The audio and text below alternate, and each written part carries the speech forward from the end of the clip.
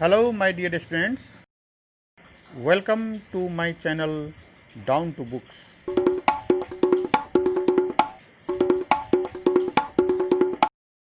Exercise 8.2 question number 2 ये objective questions है। Options दिया हुआ है और आपको करेक्ट ऑप्शन में टिक करने हैं। तो पहला क्वेश्चन तो यहाँ पे दिख रहा है 2 tan 30 degree upon 1 plus tan square 30 degree. तो tan 30 की वैल्यू पता रहना चाहिए हमें। tan 30 की वैल्यू जिसको पता है बहुत अच्छा, और नहीं पता है तो मैं टेबल यहाँ पे दिखा देता हूँ। अब पता चल गया tan 30 की वैल्यू होती है 1/√3। तो वैल्यूज लिख दे 2 इंटू 1/√3। ये 1/√3 क्यों लिखा? क्योंकि tan 30 की वैल्यू होती है 1/√3, हमने याद कर रखा है। और अभी जो न्यू लर्नर्स है, जो पहली बार वैल्यूज देखा है, जिनको याद नहीं, उनकी हेल्प के लिए नीचे में 1 प्लस tan स्क्वायर 30 डिग्री। तो tan 30 डिग्री का ये स्क्वायर करना है। फिर से tan 30 की वैल्यू हो गया 1/√3 और उसको स्क्वायर कर दिया। तो अब इसको सॉल्व कर दे। ऊपर में हो गया 2/√3, 2 को 1/√3 से मल्टीप्लाई करना था तो 2 को 1 से कर दिया, 2 हो गया। नीचे में कोई नंबर नहीं है, 2 के नीचे में 1 है तो ये √3 रह गया। अब नीचे 1 प्लस 1/√3 है तो उसका स्क्वायर करेंगे तो 1 का स्क्वायर 1 रह गया और √3 का 3, पूरा मिलके हो गया 1/3। अब एलसीएम ले और सॉल्व करते चलें। तो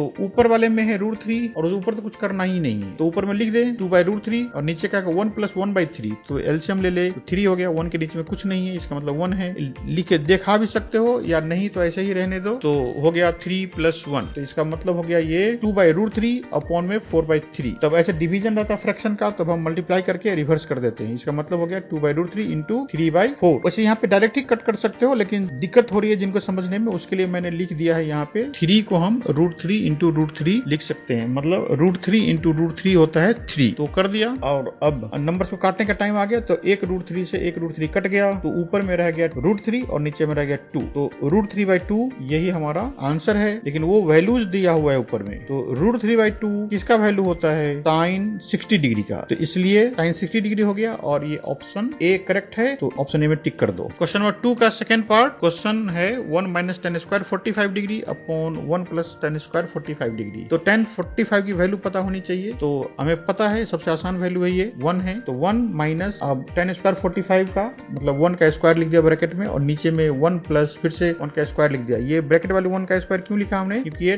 tan 45 की वैल्यू होता है। इधर टेबल से देख ले जिसको याद नहीं है। तो अब हो गया ऊपर में 1 - 1 अपॉन में नीचे में हो गया 1 + 1। तो ये हो गया 1 - 1 0 बाई 1 + 1 2। इसका मतलब 0/2 0 डिग्री, सिर्फ 0/2 का मतलब हो गया 0। तो डी में 0 लिखा हुआ है, ये 0 है, वो डिग्री नहीं है, 0 है सिर्फ। तो ऑप्शन डी सही है। तो डी में टिक कर दो। अब है थर्ड पार्ट क्वेश्चन है sin 2a = 2 sin a is true where a = 2। मतलब sin 2a इक्वल होगा 2 sin a का। किस वैल्यू के लिए? यहाँ पे 4 वैल्यू लिखा है। a की वैल्यू 0 डिग्री रहेगा तब होगा, या 30 डिग्री होगा तब होगा, c में 45 डिग्री तब होगा, या d में 60 डिग्री में होगा। मतलब a की कौन सी वैल्यू ऐसा रखेंगे? a की वैल्यू 0 रखे या 30 रखे या 45 रखे या 60 रखे, ताकि sin 2a = 2 sin a हो जाए। तो इसमें सॉल्व करने का तरीका यही है कि एक एक करके वैल्यू रखना होगा और जो सही हो गया वहीं पे टिक कर दो। तो शुरू में a से ही शुरू करते हैं हम। तो फॉर ऑप्शन a के लिए a का वैल्यू कितना है? 0 डिग्री। तो